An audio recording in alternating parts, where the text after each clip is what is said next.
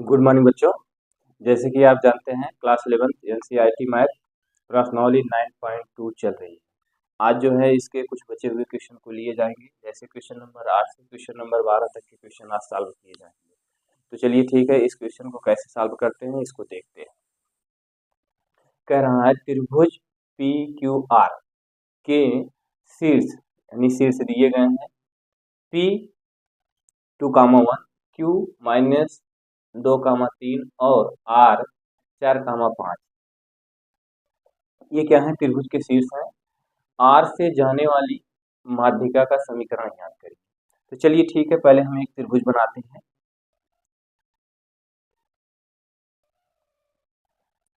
ये आपका त्रिभुज हो गया। ये आपका त्रिभुज हो गया। कह रहा है पी क्यू आर, पी इतना, क्यू इतना, आर इतना। कह रहा आर शीर्ष से जाने वाली माध्यिका का समीकरण ज्ञात करिए। तो यानी आर कहाँ रहेगा? आर यहाँ कर दीजिए आप ऊपर। आर कह रहा है शीर्ष पे, शीर्ष हो गया। पी बिंदु यहाँ कर दीजिए और क्यू बिंदु यहाँ कर दीजिए।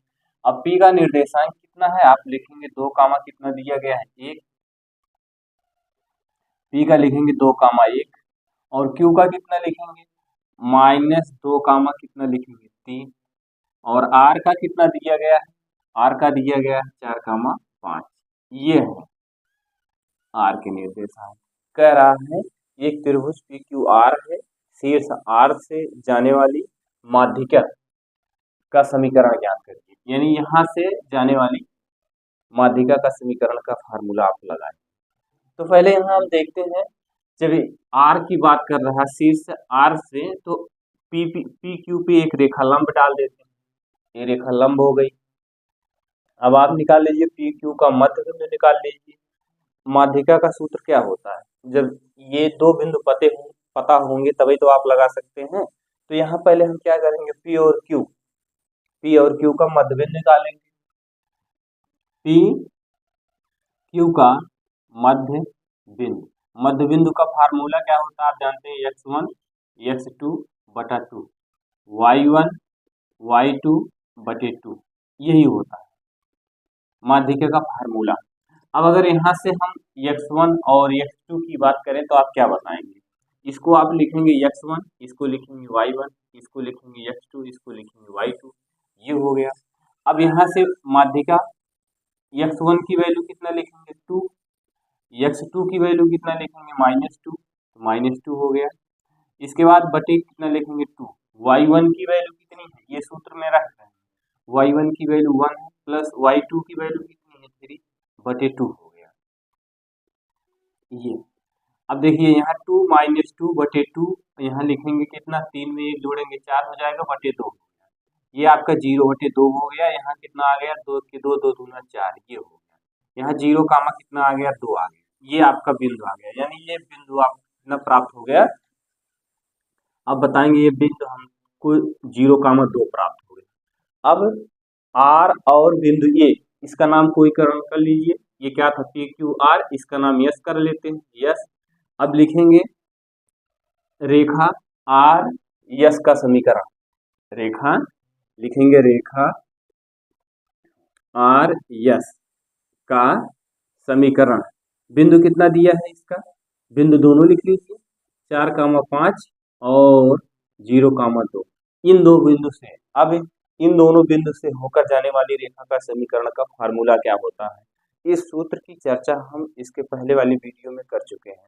जब दो बिंदु दिया गया हो तो, और जब एक बिंदु दिया गया हो तो। आप जानते हैं दो बिंदु दिया गया है, इसको लिखेंगे x1, इसको लिखेंगे y1, इसको लिखेंगे क्या? x2, इसको लिखेंगे y2। ये यानी x1 की वैल्यू 4, y1 की वैल्यू 5, x2 की वैल्यू 0 और y2 की वैल्यू कितनी है? 2 है। तो दो बिंदु से होकर जाने वाली रेखा का समीकरण का फार्मूला क्या होता है? आप जानते हैं y - y1 = y2 - y1 बटे x2 - x1, और यहाँ x - x1 लिखते हैं। ये हो गया। y1 की वैल्यू क्या? y की वैल्यू क्या है? कुछ नहीं है। y1 की वैल्यू कितनी है? आप बताएंगे 5। y2 की वैल्यू कितना बताएंगे? 2 बताएंगे। y1 की वैल्यू कितना बताएंगे? 5। x2 की वैल्यू कितना बताएंगे? 0। और x1 की वैल्यू कितना बताएंगे? x1 की वैल्यू 4 है। और x माइनस x1 की वैल्यू 4 हो गई। यहाँ तक आपको सारी चीजें समझ में आ गई होंगी। ये हमने सूत्र लिखा, इस सूत्र पे ये सारी चीजें ले आके प्रतिस्थापित कर दिया। अब इसके बाद यहाँ क्या लिखेंगे आप, यहाँ लिखेंगे y माइनस 5, ये हो गया इक्वल टू, इसको घटाएंगे माइनस 3 बटा कितना हो गया -4, यहाँ x माइनस 4 लिखेंगे, ये माइनस कैंसिल। अब इसका गुणा आप इसमें कर दीजिए, इसका गुणा इसमें करेंगे, लिखेंगे 4y माइनस इसका गुणा इसमें करेंगे, कितना हो जाएगा 4 पंचे 20 हो जाएगा, इक्वल टू इसका गुणा इसमें करेंगे 3x हो गया माइनस कितना हो गया 12, ये हो गया। अब यहाँ से हम देखिए, इस यहाँ 3x लिखा गया, 3x को ऐसे लिखेंगे, इस y को इधर लाएंगे -4y होगा, और इस 20 को इधर लाएंगे प्लस कितना होगा 20, और माइनस कितना लिखेंगे 12, इक्वल टू क्या करेंगे 0। अब इसको ऊपर लिख देते हैं, यहाँ कितना लिखेंगे 3x माइनस कितना लिखेंगे 4y, और प्लस ये कितना है 12, ये 20 है, ये 8, सॉरी ये 20 है, ये -12 है, तो इसको घटाएंगे कितना आ जाएगा +8 आएगा, इसके टू क्या होगा 0। यही आपका समीकरण हो गया। यही समीकरण आपसे पूछा था कि आप समीकरण याद कीजिए, तो आप समीकरण यही याद करेंगे। पुनः सुनेंगे, पी क्यू आर यस एक त्रिभुज थे, इस त्रिभुज में कह रहा शीर्ष से एक जो है रेखा का समीकरण ज्ञात करना था, तो यही तो दिया गया है, शीर्ष आर से जाने वाली रेखा का समीकरण ज्ञात कीजिए। तो पहले हमने त्रिभुज बनाया, त्रिभुज से हमने ए आर आर शीर्ष से एक माध्यिका एक लंब खींचा जो पी क्यू के मध्य बिंदु पर है, तो पी क्यू का हमने मध्य बिंदु निकाला, पी क्यू का मध्य बिंदु निकाला 0,2 आ गया। इसके बाद दो बिंदु से होकर जाने वाली रेखा का समीकरण का फार्मूला लगाया, तो फार्मूला लगाने के बाद उसको हमने सॉल्व किया, तो आपका 3x माइनस 4y प्लस 8 यही आपको प्राप्त हो गया। तो यहाँ तक सारी चीजें आपको समझ में आ गई होंगी। चलिए आगे चलते हैं। अगला क्वेश्चन आपसे क्या कह रहा है, अगले क्वेश्चन में आपसे कह रहा है, क्वेश्चन नंबर 9 में कह रहा है -3,5 कितना दे रहा है, -3,5 से होकर जाने वाले और बिंदु 2,5 और -3,6 से जाने वाली रेखा पर लंब रेखा का समीकरण ज्ञात कीजिए। तो इसमें पहले हम क्या करेंगे, पहले इन दोनों बिंदु से, इससे और इससे दो बिंदु जो दिए गए हैं, इन दोनों बिंदुओं से हम ढाल निकालेंगे। क्या निकालेंगे, ढाल। बिंदु क्या क्या दिए गए हैं, आप लिखेंगे 2,5 और उसके बाद फिर कितना दे रहा है -3,6 से जाने वाली रेखा पर लंब रेखा। लंब रेखा का मतलब जैसे आपके ये रेखा हो गई, ये एक बिंदु यहाँ हो गया 2,5, अगला बिंदु हो गया -3,6, और इसी पे लंब रेखा का पूछ रहा है, बीच से लंब रेखा। अब इसमें हम क्या करेंगे, इन दोनों बिंदुओं से पहले हम क्या निकालेंगे, यम निकालेंगे, ढाल निकालेंगे। ढाल कैसे, ढाल का फार्मूला क्या होता है, यम बराबर क्या होता है, आप बताते हैं y2 माइनस y1 बटे x2 माइनस x1, यही होता है। तो अब देखिए, यहाँ से अगर y2 की बात करते हैं तो कितना लिखेंगे, आप बताएंगे y2 की वैल्यू 6 है, माइनस y1 की वैल्यू कितनी है, आप बताएंगे 5 है, बटे x2 की वैल्यू कितनी है, आप बताएंगे -3 है, और माइनस का निशान है, माइनस का निशान लगाएंगे, x1 की वैल्यू कितनी है, आप बताएंगे 2 है, ये हो गया। अब अगर इसको आप सॉल्व करेंगे तो इसको घटाएंगे 1 आ जाएगा, इसको ऋण और ऋण जोड़ेंगे तो -5 आ जाएगा। तो यहाँ तक आपको पता चल गया, ये क्या आ गया, यम, ये यम की वैल्यू आ गई, ढाल आ गई। लेकिन क्वेश्चन में आपसे क्या है, लंब रेखा की परिवर्तन, लंब रेखा का समीकरण ज्ञात करने के लिए कह रहा है। जब लंब रेखा का समीकरण ज्ञात करने के लिए कहे, लंब का मतलब लंबवत, लंबवत का फार्मूला आपका होता है लंबवत, लंबवत के लिए लिखेंगे आप यम, ये कैपिटल एम लिखेंगे 1/-यम, ये लिखेंगे। पुनः सुनेंगे, इस माइनस को यहाँ लगा देते हैं। लंबवत के लिए जब कहेगा, लंब के लिए तो लिखेंगे -1/यम, यानी ये यम ढाल जो निकाले हैं उसको यहाँ लिखेंगे। तो यहाँ हम क्या लिखेंगे, यम बराबर क्या लिखेंगे, -1, इसकी वैल्यू कितना है -1/5 है, ये माइनस माइनस कैंसिल हो गया। अब इसमें हम क्या करेंगे, यम बराबर आपको कितना प्राप्त होगा, आप जानते हैं, इसको पलट देंगे कितना आ जाएगा, आपको पता हो जाएगा 5, यानी यम की वैल्यू आपको कितनी हो गई लंबवत लंबवत के लिए आपका यम का मान कितना आ गया 5। अब ये बताइए यम की वैल्यू आपको कितना दे दिया, आप बताएंगे 5 दे दिया, और उसके बाद किस बिंदु से होकर जा रहा है आप देखेंगे यहाँ -3, 5 से होकर जाने वाले -3, 5 बिंदु कितना है -3, 5। अब ये बताइए, अब जब एक ढाल यानी यम दिया गया हो लंबवत यम है, ये यम था, इस अगर यम की ढाल की बात किया होता तो आप यही फार्मूला लगा देते, y-y1 यम x-x1, ये फार्मूला लगा देते, लेकिन क्वेश्चन में आपके लंबवत शब्द का उपयोग किया है। लंबवत के लिए यम बराबर -1/m, तो फिर आप यही लिखेंगे, यम की वैल्यू आप इस तरह से प्राप्त करेंगे, ये लंबवत यम है। तो अब दो बिंदु दिया गया हो और यम दिया गया हो तो फार्मूला क्या कौन सा लगेगा, तो फार्मूला वही लगेगा जो आप पहले लगाते चले आए हैं, y-y1 = यम, यहाँ कौन सा यम लिखेंगे, बड़ा वाला यम लिखेंगे लंबवत के लिए, x-x1, ये फार्मूला रहेगा। अब y ऐसे लिखेंगे, y1 की वैल्यू कितनी है आप बताएंगे 5 है, यम की वैल्यू कितनी है 5 है, x-x1 की वैल्यू कितनी है -3 है, ये -3 ये -3 प्लस में हो जाएगा। पुनः सुनेंगे, ये इस यम का मान है, यक्स का आपको इससे लिखा गया, x1 की वैल्यू -3 है, तो यहाँ 3 था, धन और ऋण का गुणा क्या होता है, ऋण और ऋण का गुणा आप जानते हैं धन होता है। यहाँ क्या लिखेंगे y-5 = इसका गुणा इसमें करेंगे 5x प्लस कितना हो जाएगा 15, ये हो गया। यहाँ कितना लिखेंगे 5x और इस y को इधर लाएंगे -y और यहाँ लिखेंगे +15 और इसको इधर लाएंगे +5 = क्या हो जाएगा 0। यहाँ कितना लिखेंगे 5x -y, 15 में 5 जोड़ें कितना होगा 20 = कितना हो गया 0। ये आपका समीकरण आ गया। यहाँ तक आपको कोई समस्या नहीं हुई होगी। चलिए एक बार पुनः देखेंगे क्वेश्चन में क्या कह रहा था, क्वेश्चन में कह रहा था -3, 5 से होकर जाने वाली और बिंदु 2, 5 और -3, 5 से जाने वाली रेखा पर लंब रेखा का समीकरण ज्ञात करिए। तो पहले हमने क्या किया, इस बिंदु से हमने ढाल निकाल लिया, ढाल निकालने के बाद क्वेश्चन में कह रहा लंबवत यानी लंब रेखा, तो लंबवत जब हमने ढाल निकाला यम बराबर -1/5 प्राप्त हुआ, तो लंबवत के लिए यम बराबर आप लिखेंगे -1/m। तो ये कैपिटल एम से व्यक्त किया गया, -1 को ऐसे लिखा गया, यम की वैल्यू स्मॉल एम की वैल्यू -1/5 है, तो 1/5 लिखा गया, ऋण ऋण यहाँ से कैंसिल हो गया, यम बराबर आपको 5 प्राप्त हो गया। अब ये लंबवत यम से और इस बिंदु से यानी एक बिंदु और यम से होकर जाने वाली रेखा का समीकरण का फार्मूला हमने लगाया। अब ये फार्मूले से आपको y-y1 = यम x-x1 हो गया। इसके बाद ये y लिखा गया, y1 की 5, यम का मान 5 है, इस x का मान कुछ नहीं है और इस x का मान -3 है, तो -3 और माइनस प्लस हो गया। अब इसके बाद यहाँ क्या लिखा गया, y-5, इसका गुणा इसमें किया गया 5 हो गया, इसका गुणा इसमें किया गया 15 हो गया। अब इसके बाद इस x को यहीं रहने दिया, y को इधर लेके गया पक्षांतर किया और इस 15 को यहाँ ऐसे लिखा गया, इस -5 को इधर लाएंगे +5 हो गया। उसके बाद 5x - y इन दोनों को जोड़ा गया, आपका 20 प्राप्त हो गया।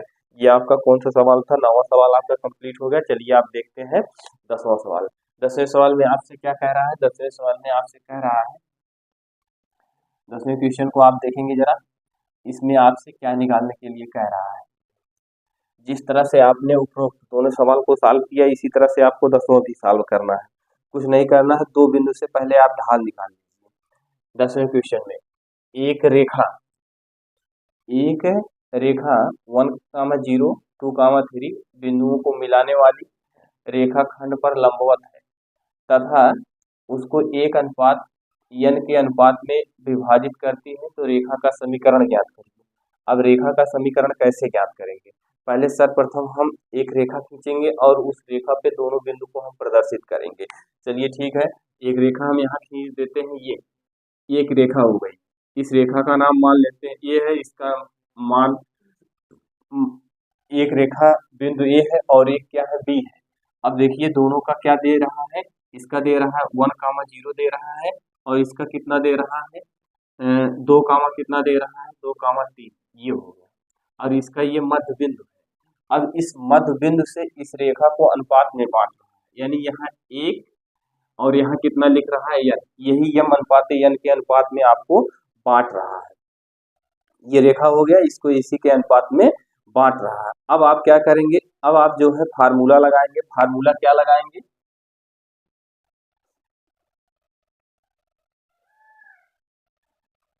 फार्मूला वही लगाइए जो इसके पहले के क्वेश्चन में आपने लगाया था। ये दो बिंदु दिए गए हैं, एक दिया गया 1,0, अगला दिया है कितना 2, कितना दिया गया 3, यही दोनों बिंदु दिए गए हैं। अब इन दोनों बिंदुओं से आपको क्या करना है, आपको फार्मूला लगाना है। किसका फार्मूला लगाना है, ढाल का।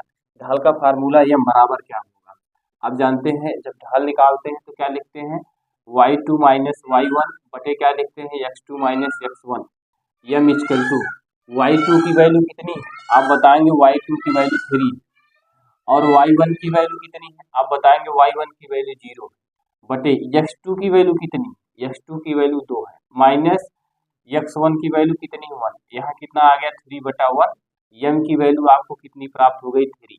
अब यहाँ क्वेश्चन में पुनः ध्यान देंगे, इस क्वेश्चन में भी लंबवत शब्द का उपयोग किया है। देखिए यहाँ ये लंब शब्द का उपयोग किया है, अतः लंबवत के लिए क्या लिखेंगे, अतः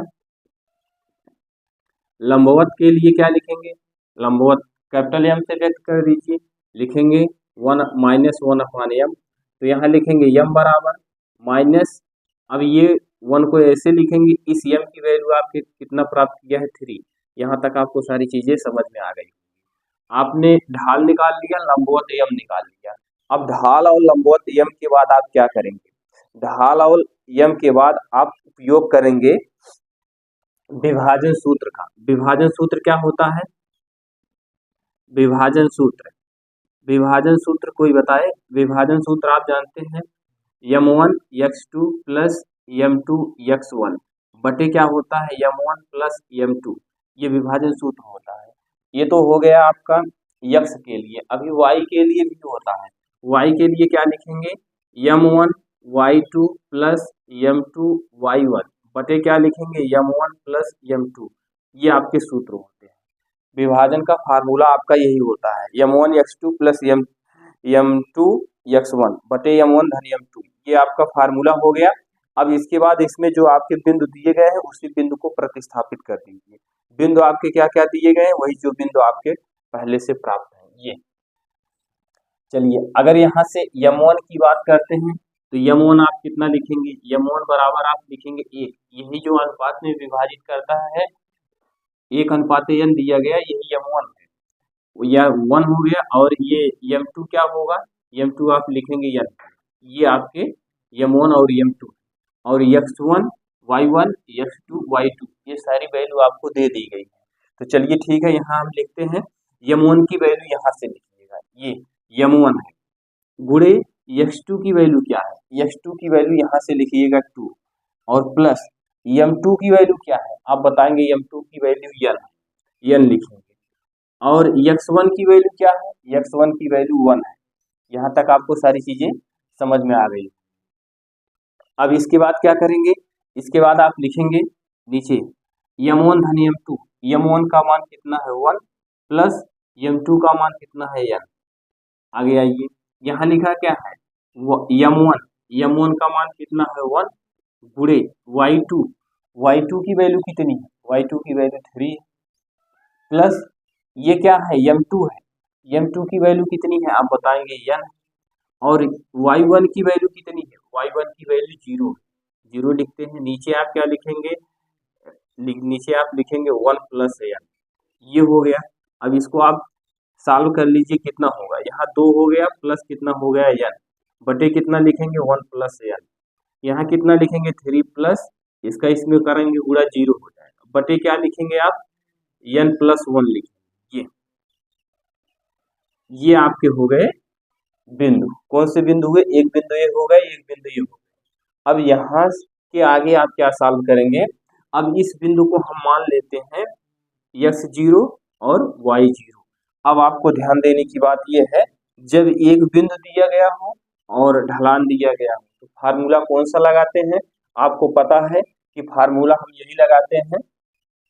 चलिए यहाँ इसको तो आपको मिटाना ही पड़ेगा, एक बार इसको समझ लीजिएगा। यहाँ क्या दिया गया था, दो बिंदु दिए गए थे, दोनों बिंदु से हमने क्या निकाला, ढाल निकाला, ढाल निकालने के बाद हमको प्राप्त हुआ 3। लेकिन जब इसमें लंबवत शब्द का उपयोग किया है तो यम इक्वल टू -1/m होगा, तो यम की वैल्यू -1/3 प्राप्त हो गई। अब इसके बाद विभाजन सूत्र का हमने उपयोग किया। विभाजन सूत्र, क्यों विभाजन सूत्र का उपयोग किया, क्योंकि ये अनुपात में दिया गया था, 1:n के अनुपात में दिया गया था। तो हमने यहाँ से देखिए विभाजन सूत्र का फार्मूला होता है m1x2 और उसके बाद प्लस m2x1 बटे m1 धन m2 होता है। जिस तरह से x का होता है इसी तरह y का भी होता है। हमने क्या किया, सारे मान को प्रतिस्थापित किया, बिंदु हमको ये और ये प्राप्त हो गए। अब इन दोनों बिंदुओं से, एक बिंदु से होकर जाने वाली रेखा का समीकरण का फार्मूला लगाएंगे। तो चलिए ठीक है, यहाँ थोड़ी देर के लिए मैं यहाँ से इसको हटा देता हूँ, आगे चलिए आगे। अब देखिए सारी चीजें आपको पता है। अब देखिए यहाँ क्या होता है, आप लिखेंगे y minus Y zero equal to, अब y0 क्यों लिख रहे हैं, क्योंकि ये हमने कहा इसको आप y0 मान लीजिए, इसको x0 मान लीजिए। अब यहाँ लिखेंगे आप m और उसके बाद x माइनस x0। यहाँ तक कोई दिक्कत नहीं होगी, ये तो वही है, एक ढाल और एक रेखा से होकर, एक ढाल और एक बिंदु से होकर जाने वाली रेखा का समीकरण का फार्मूला है। तो यहाँ से आप क्या करेंगे, यहाँ लिखेंगे y माइनस y0 की वैल्यू कितनी है, आप बताएंगे 3 बटा कितना है 1 प्लस n है, इक्वल टू m की वैल्यू कितनी है, m की वैल्यू आप बताएंगे -1/3 बताएंगे। यहाँ x माइनस x0 की वैल्यू कितना बताएंगे, 2 प्लस n बटे कितना बताएंगे, n प्लस n बताएंगे। यहाँ तक तो सारी चीजें आपको समझ में आ गई होगी, यहाँ तक आपको कोई दिक्कत नहीं है। चलिए ठीक है, अब आगे चलते हैं। आगे आपको क्या करना है, इसके नीचे आप 1 मान लीजिए, इसका गुणा इसमें कर दीजिए, इसके नीचे आप मान के इसका गुणा इसमें कर दीजिए। तो चलिए इसको आपको सॉल्व करना है, यही आप सॉल्व कर ले गए तो आपका आंसर आपको प्राप्त हो जाएगा। तो चलिए सॉल्व करते हैं। सॉल्व करने का तरीका आपका क्या है, वही सॉल्व करने का वही पुराना तरीका है, इसका गुणा इसमें करेंगे, लिखेंगे y, लिखेंगे n, यहाँ छोटा कोष्टक लगाइए, y लिखेंगे n प्लस कितना लिखेंगे n, कोष्टक बंद, -3 करेंगे, एक का गुणा इसमें करेंगे, फिर इसका गुणा इसमें करेंगे n प्लस 1 इक्वल टू -1/3, इसको यहाँ ऐसे लिखेंगे, इसका गुणा इसमें करेंगे, यहाँ लिखेंगे x, n प्लस n लिखेंगे, माइनस इसका गुणा इसमें करेंगे 1 होगा, यहाँ लिखेंगे कितना 2 प्लस n। अब इसके बाद कोष्टक बंद करेंगे, इसके नीचे लिखेंगे n प्लस n। अब देखिए हर में आपका n प्लस n यहाँ भी है, हर में भी n प्लस n यहाँ भी है, दोनों स्थान पे है। जब दोनों स्थान पे है तो इसको यहाँ से आप कैंसिल कर दीजिए, ये और ये आपस में कैंसिल हो गए। जब कैंसिल हो गए तो यहाँ आपका बचा कितना, आप बताएंगे, हमको यहाँ बचा y1 प्लस n और यहाँ कितना बचा -3। अब यहाँ से थोड़ा ध्यान दीजिएगा, चलिए ठीक है आगे हम लिखते हैं, -1 लिखेंगे और इस 3 का गुणा अगर इधर कर देते हैं, चलो ठीक है पहले इसको एक लाइन और लिख देते हैं, ये हो गया। यहाँ क्या लिखेंगे x 1 प्लस n लिखेंगे, माइनस कितना लिखेंगे 2 प्लस n लिखेंगे, ये कोष्टक बंद कर देते हैं। अब इस 3 का गुणा उठा के इसमें कर दीजिए, इसके नीचे आप 1 मान लीजिए, जब इसके नीचे आप 1 मानेंगे इसका गुणा इसमें होगा। अब इस 3 का गुणा यहाँ कर दीजिए, जब इस 3 का गुणा यहाँ कितना हो जाएगा 3y हो जाएगा, कोष्टक में लिखेंगे 1 प्लस n लिखेंगे, माइनस 3 त्रिका कितना हो जाएगा 9 हो जाएगा। इसको आप गुणा करेंगे तो आपको समझ में आएगा, इस हर का गुणा हम इस अंश में कर दिए, क्यों कर दिए, क्योंकि यहाँ इक्वल टू का निशान लगा था। तो जब हमने गुणा किया 3y हो गया, इस कोष्टक को हमने यहाँ ऐसे लगा के ही रखा और इस 1 का गुणा 1 में कर दे रहे हैं, तो यही हो जाएगा। अब चलिए इसका गुणा इसमें करेंगे तो कितना हो जाएगा -x हो जाएगा, 1 प्लस कितना लिखेंगे n लिखेंगे। अब फिर इस 1 का गुणा इसमें करेंगे तो कितना हो जाएगा, प्लस हो जाएगा 2 प्लस n हो गया। यहाँ तक आपको सारी चीजें आपको समझ में आ गई होंगी, कोई दिक्कत नहीं होगा। अब इसके बाद फिर आप क्या करेंगे, यहाँ से देखिए, अब चाहे आप इसका गुणा इसमें कर दीजिए और चाहे इसको आप इधर उठा ले जाइए। चलिए इस पद को हम इधर लेके चले आते हैं, यक्स वाले पद को, यहाँ ये माइनस में है तो ये पूरा पद इधर आएगा तो प्लस में हो जाएगा। तो कितना लिखेंगे यक्स 1 प्लस n, ये माइनस यहाँ था, ये जब इधर आएगा तो प्लस में हो जाएगा और इसके बाद प्लस का निशान लगाएंगे, यहाँ लिखेंगे 3y, कोष्टक में लिखेंगे 1 प्लस n और इक्वल टू कितना लिखेंगे, यहाँ 2 दिया गया है, 2 को लिख लेते हैं और प्लस लिखेंगे, इस 9 को इधर ले जाएंगे, -9 है तो इधर आएगा +9 हो जाएगा। और उसके बाद फिर कितना बचा आपका, यहाँ n बचा। ये यहाँ तक सारी चीजें समझ में आ गई।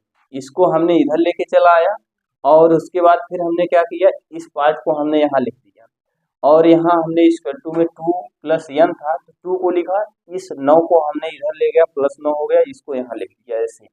अब यहाँ आप क्या लिखेंगे, x 1 + n और उसके बाद +3y कोष्टक में 1 + n, 9 2 कितना हो गया आप बताएंगे, 11 + n।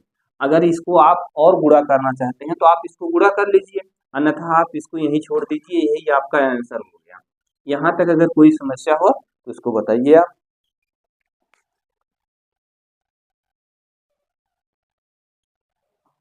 चलिए इसको एक बार पुनः समझ लीजिए। क्या कह रहा था, 2 बिंदु दिया गया था, इन दोनों बिंदुओं से हमने क्या निकाल दिया, ढाल। ढाल हमको इतना प्राप्त हो गया, इसमें लंब शब्द का उपयोग किया गया, तो लंबवत के लिए क्या होगा, m = -1/m होगा, फिर m = क्या होगा, -1/3 होगा। यहाँ तक सारी चीजें समझ गए। विभाजन सूत्र का हमने फार्मूला लगाया और ये जो विभाजन सूत्र से जो हमको बिंदु प्राप्त हुए उसके माध्यम से हमने एक रेखा से होकर जाने वाली रेखा का, एक बिंदु से होकर जाने वाले रेखा का समीकरण का फार्मूला लगाया। एक बिंदु ये हुआ, यम आपको ये हुआ, हमने इसको सॉल्व किया, आपको ये इतना प्राप्त हो गया। बस यही आपका क्वेश्चन आंसर हो गया। कहीं भी कोई दिक्कत होगी तो इस वीडियो को एक बार पुनः रिपीट करके देखिएगा क्वेश्चन को, तो आपको समझ में आ जाएगा। चलिए अगला क्वेश्चन देखते हैं। अगले क्वेश्चन में आपसे क्या कह रहा है, अगला क्वेश्चन आपको दे रहा है क्वेश्चन नंबर 11। क्वेश्चन नंबर 11 में जिस तरह से आपने क्वेश्चन नंबर 10 को सॉल्व किया, इसी तरह से क्वेश्चन नंबर 11 को भी सॉल्व करना है। तो चलिए आगे चलते हैं, अगला क्वेश्चन देखते हैं। इसमें कह रहा है एक रेखा का समीकरण ज्ञात कीजिए जो निर्देशांक से समान अंतःखंड काटती है और बिंदु 2, 3 से होकर जाती है।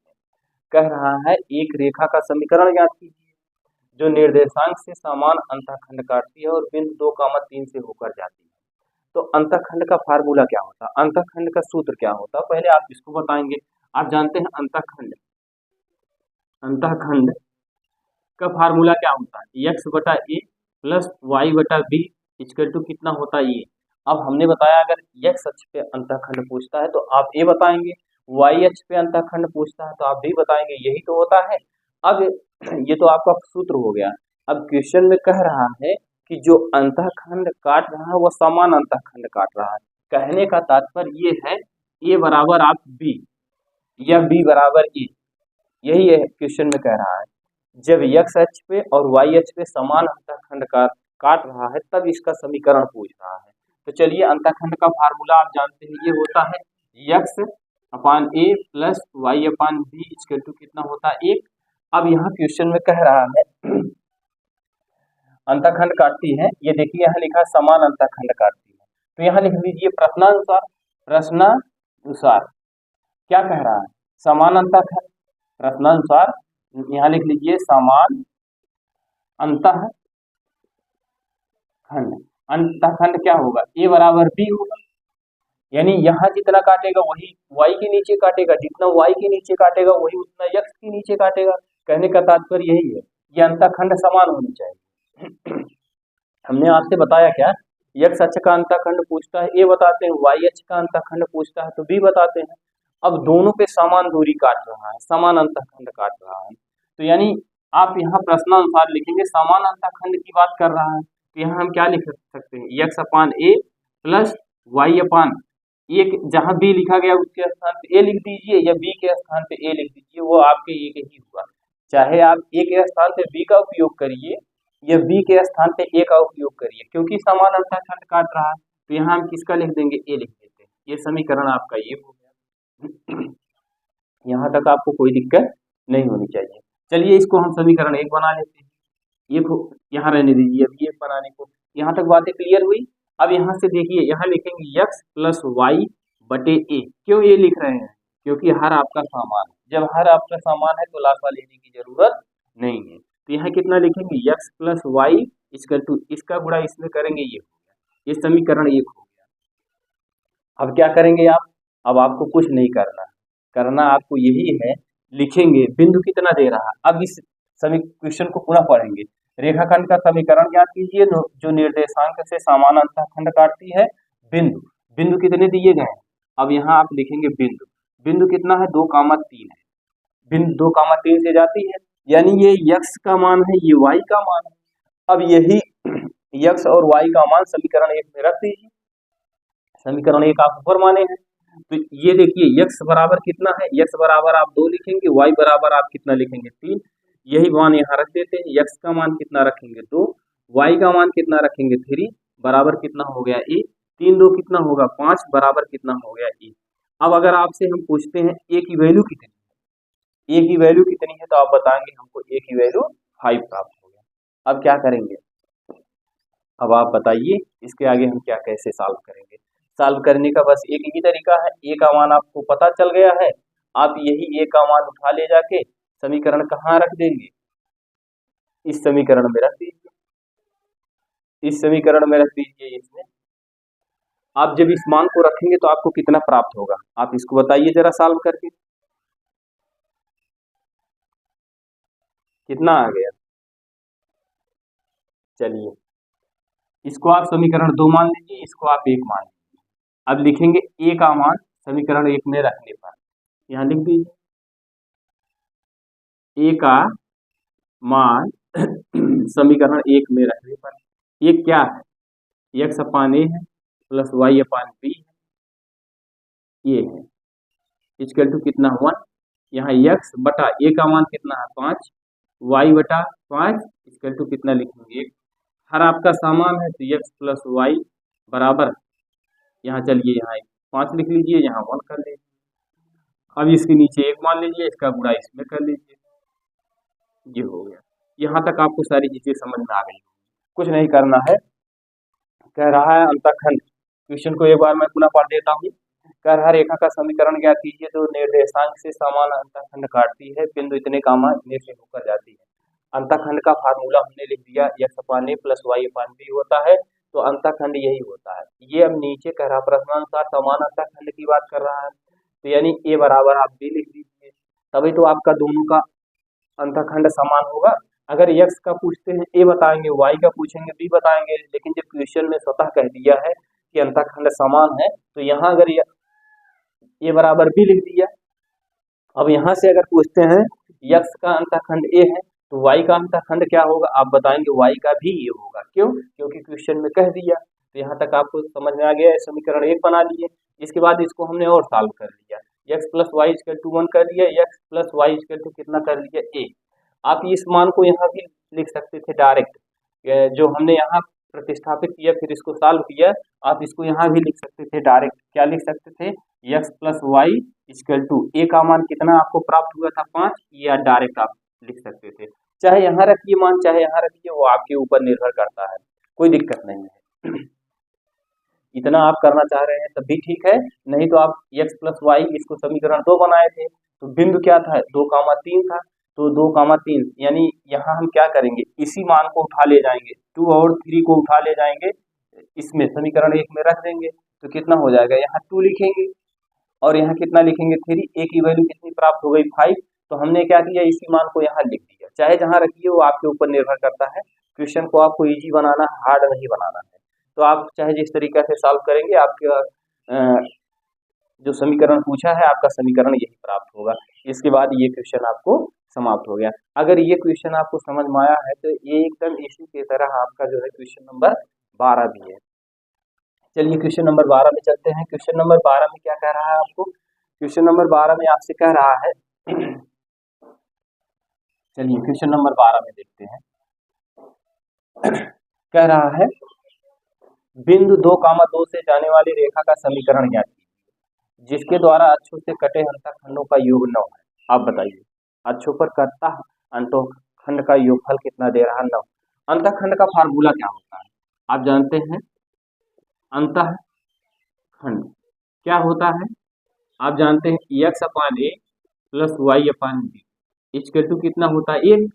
अब कह रहा अंतःखंड का योगफल 9 दे रहा है, क्या कह रहा, अंतःखंड का योगफल 9 दे रहा है, यानी a plus B equal to कितना दे रहा है 9। यहाँ तक सारी चीजें समझ में आ गई आपको, ये हो गया। यहाँ तक कोई दिक्कत? क्वेश्चन में कह रहा है अंतःखंडों का योगफल। अगर x अक्ष का हम पूछते हैं अंतःखंड A, y अक्ष का अंतःखंड पूछते हैं तो B, यही तो आप बताएंगे। अब इसके पहले वाले क्वेश्चन में कहा था अंतःखंड समान थे, अब की बार कह रहा अंतःखंड का योगफल यानी a plus B equal to कह रहा 9 है। तो आपको कुछ नहीं करना, ध्यान से देखेंगे आपको समझ में आ जाएगा। यहाँ से अगर हम ऐसे लिख सकते हैं a बराबर 9 माइनस बी, आप बताएंगे लिखा जा सकता है 9 माइनस बी, ये हो गया। अब इसके बाद इसको समीकरण कितना बना देंगे, इसको समीकरण आप बना दीजिए। तो अब आप कहेंगे एक किसको बनाएंगे, आप अंतःखंड का जो ये फार्मूला था इसको समीकरण एक बना देंगे। अब लिखें a का मान समीकरण एक में रखने पर, a का मान समीकरण एक में रखने पर, बात समझ में आ रही है? लिखेंगे ये अंतःखंड का फार्मूला लिखाएंगे और फिर कहा दोनों का योगफल कितना है 9 है, क्वेश्चन में 9 कर दिया। अंतःखंड की बात किया तो अंतःखंड का फार्मूला लिख दिया और कहा दोनों का योगफल 9 है, अंतःखंड का योगफल 9 है, तो अंतःखंड का योगफल 9 कर दिया। इसमें से a की वैल्यू हमने निकाल लिया। a की वैल्यू निकालने के बाद अब हम लिख रहे हैं a का मान समीकरण किसमें, एक में रखने पर जब एक में रखेंगे तो क्या है x upon a plus Y upon B equal to कितना है 1। यहाँ लिखेंगे x अपान a की वैल्यू कितनी है 9 माइनस बी बताएंगे प्लस y बटा बी इक्वल टू कितना करेंगे 1। यहाँ तक आपको सारी चीजें समझ में आ रही होंगी। अब देखिए इसका गुणा इसमें कर दीजिए, इसका गुणा इसमें कर दीजिए। अब अच्छा एक बात और बताइए, इसमें बिंदु क्या दिया गया है? बिंदु आपको दिया गया है 2, 2 से होकर जाने वाली रेखा का समीकरण। अब देखिए यहाँ तक तो आपको सारी चीजें समझ में आ गई। अब यहाँ थोड़ा सा लिख लीजिएगा बिंदु। बिंदु आपका क्या दिया गया है 2, 2 दिया गया है। अब यहाँ से x का मान कितना है आप बताएंगे 2, y का मान कितना है आप बताएंगे 2। ये दोनों वैल्यू, इन दोनों वैल्यू को यहाँ आप प्रतिस्थापित कर दीजिए x और y के स्थान पे, जैसे अभी इसके पहले वाले क्वेश्चन में सॉल्व किया था। अब देखिए यहाँ तक तो सारी चीजें आपको समझ में आई होंगी। अंतःखंड का फार्मूला लिखा, अंतःखंड का योगफल कहा, योगफल कर दिया, फिर इसमें से a का मान निकाल लिया, फिर a का मान समीकरण एक में रख दिया। ये देखिए रखने के बाद इतना प्राप्त हुआ। लेकिन यहाँ x है यहाँ y है, क्या x और y की भी कुछ वैल्यू दी गई है? तो हमने क्वेश्चन में पढ़ा दो बिंदु दिए गए हैं। एक बिंदु है 2, 2, जब 2, 2 है तो यानी x की भी वैल्यू 2 है, y की भी वैल्यू 2 है। अब इसी को उठा ले आके यहाँ प्रतिस्थापित कर दीजिए। जब प्रतिस्थापित करेंगे तो यहाँ 2 बटा कितना लिखेंगे 9 माइनस बी प्लस कितना लिखेंगे 2 बटा यहाँ कितना लिखेंगे b इक्वल टू आप कितना करेंगे 1। बात समझ में आ रही कि नहीं? क्वेश्चन में आपको बिंदु दिया गया है, x और y की वैल्यू 2, 2 दी गया है, तो 2 यहाँ लिख दिया 2 यहाँ लिख दिया, वही तो यहाँ हमने किया। अब क्या करना है, इसका गुणा इसमें कर दीजिए, इसका गुणा इसमें कर दीजिए। चलिए जब इसका गुणा इसमें करेंगे तो कितना होगा 2b होगा माइनस, अब इसका गुणा इसमें करेंगे तो कितना हो जाएगा 9 दूना 18 हो जाएगा। ये देखिए इसका गुणा हमने इसमें किया 2b हो गया, ये धन है तो यहाँ धन का निशान लगेगा, ये धन हो गया। फिर 2 9 18 हो गया, फिर इसका गुणा इसमें करेंगे माइनस 2b होगा इक्वल टू कितना होगा 1।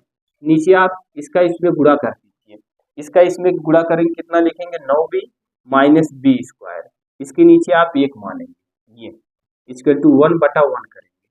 अब क्या करेंगे यहाँ से ये और ये दोनों कैंसिल हो गया, क्यों? क्योंकि 2b यहाँ है 2b यहाँ भी है, दोनों स्थान पे है, एक प्लस में है एक माइनस में है, इसलिए कैंसिल हो गया। अब यहाँ आपका बचा कितना आप बताएंगे हमको, यहाँ बचा 18 बटे कितना बचा 9 माइनस बी, यहाँ बचा आपका 18, यहाँ 9b minus B square equal to कितना है 1, इसके नीचे 1 मानेंगे, इसका गुणा इसमें करेंगे, इसका गुणा इसमें करेंगे, यहाँ लिखेंगे 9b minus B square equal to कितना लिखेंगे 18, ये हो गया। अब ये आप क्या करेंगे, इस बी स्क्वायर को लेके चले जाएंगे इधर और इसको भी इधर लेके चले आएंगे। चलिए इसको मैं यहाँ सॉल्व कर रहा हूँ, लिखूंगा क्या बी स्क्वायर प्लस कितना लिखूंगा 18 और इसको इधर लेके आऊंगा माइनस 9b इक्वल टू क्या होगा 0। अब इसको ऐसे लिख लीजिए B square minus 9b plus कितना लिखेंगे 18 इक्वल टू 0। अब जोड़ को आपको कितना लाना है आप बताएंगे, जोड़ के हमको 9 लाना है, इसका गुणनखंड कर डालिए, गुणनखंड करेंगे 6 3 18 होगा, 6 3 9 होगा। यहाँ क्या लिखेंगे बी स्क्वायर माइनस कितना लिखेंगे 6b माइनस 3b प्लस कितना लिखेंगे 18 इक्वल टू 0। यहाँ से हम b को कॉमन करते हैं, b को कॉमन करेंगे b माइनस 6 होगा माइनस यहाँ से 3 को कॉमन करेंगे तो b माइनस कितना हो जाएगा 6।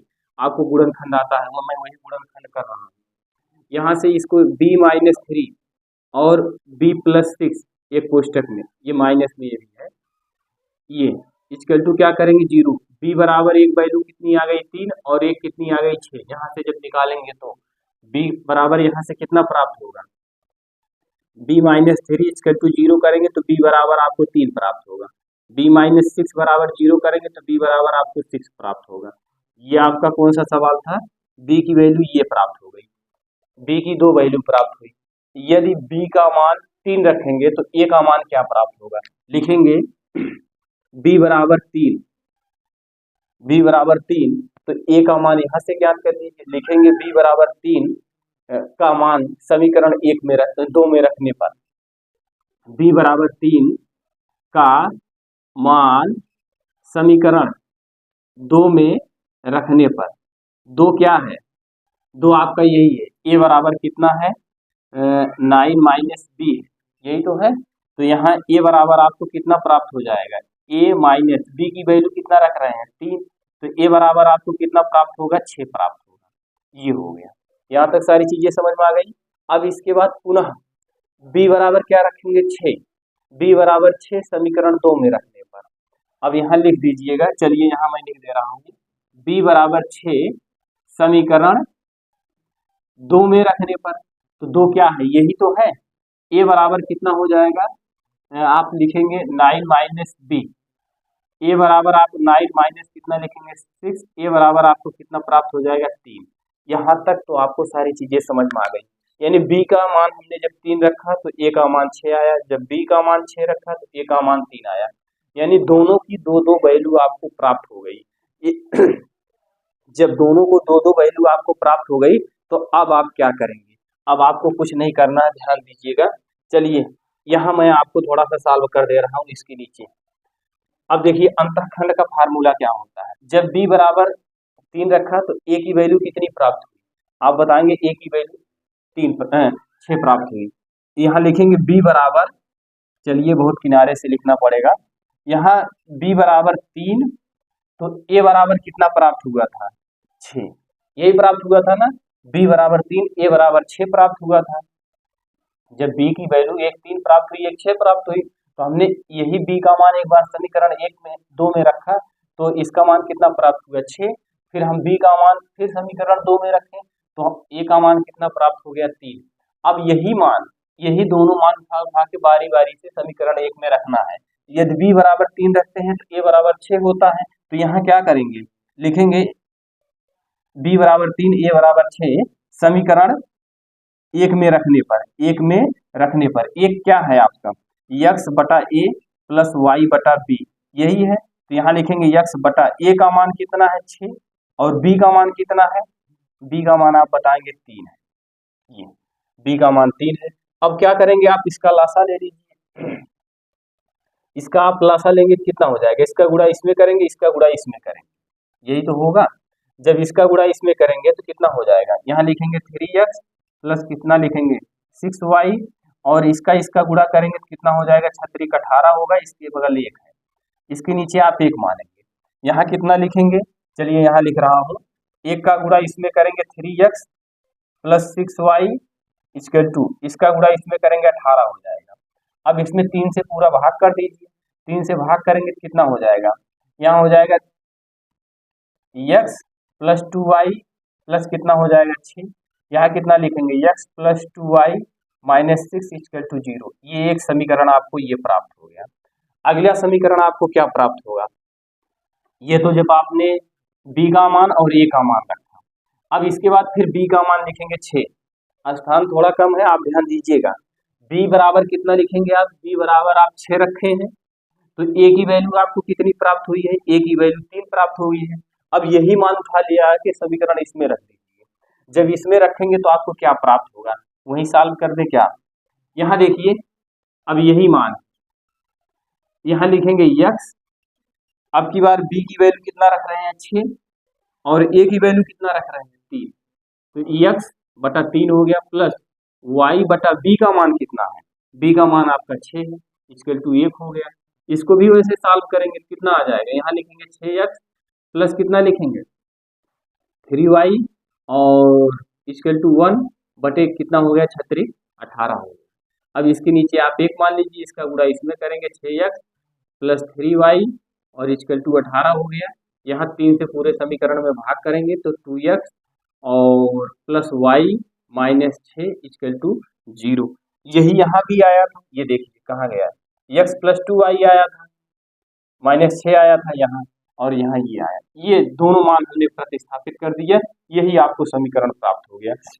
इस क्वेश्चन को आप पुनः एक बार रिपीट करके देखेंगे तो आपको पूरा एकदम बहुत बेहतरीन तरीके से हमने बताने का प्रयास किया है, आपको समझ में आ भी गया होगा। तो चलिए ठीक है, एक वीडियो को एक बार पुनः रिपीट करके देखिएगा। क्वेश्चन में कुछ है नहीं, बस आप मैं जो बोल रहा हूँ उसको सुनिए, मैं जहाँ जहाँ लिख रहा हूँ उसको आप ध्यान दीजिए कहाँ से कैसे लिख रहा हूँ, तो आपको समझ में आ जाएगा। ठीक है, धन्यवाद।